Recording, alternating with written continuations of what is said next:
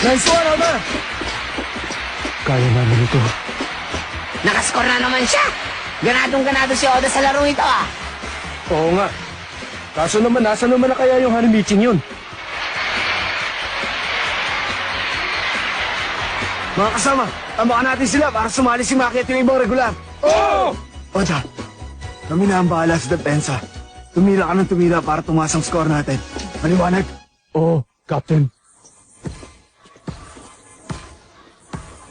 Mas maganda kaysa sa inaasahan na pinapakita ng Takizono ah. Oo. Magaling ang kainan sa offense, kaya mas binigyan ng Takizono ng importansya ang defense. At hanggat maaari, iniiwasan nila magbintis sa mga tira nila. At lagi nila pinapasa ang bola sa sentro dahil ang sentro nila ang inaasahan nila makakapuntos. Hindi naman kaya masyadong minaliit ng kainan ng Takizono sa labang ito? Hindi na nila sinali sa starting five si Maki. Hindi naman. Kahit na bench warmer ang tatlo sa starting five nila ngayon. Ibig sabihin, pag nanalo sila ngayon, hindi pa yung pinakamagaling na laro nila.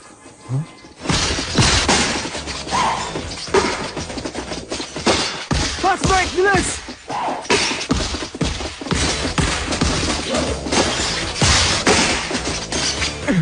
Diyan ka lang!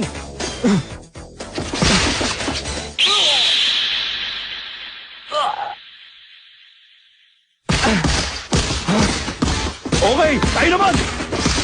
Tingin na siya! Oo!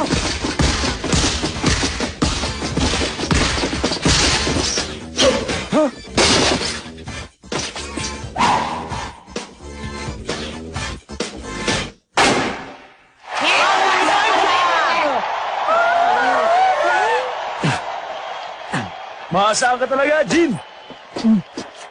Parang ang dali lang ano. Yan si Jin.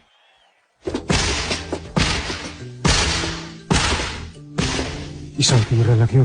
Hindi ka na makauulit.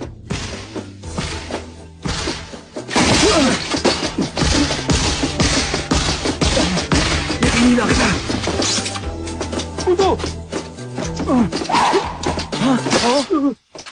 Si Jin!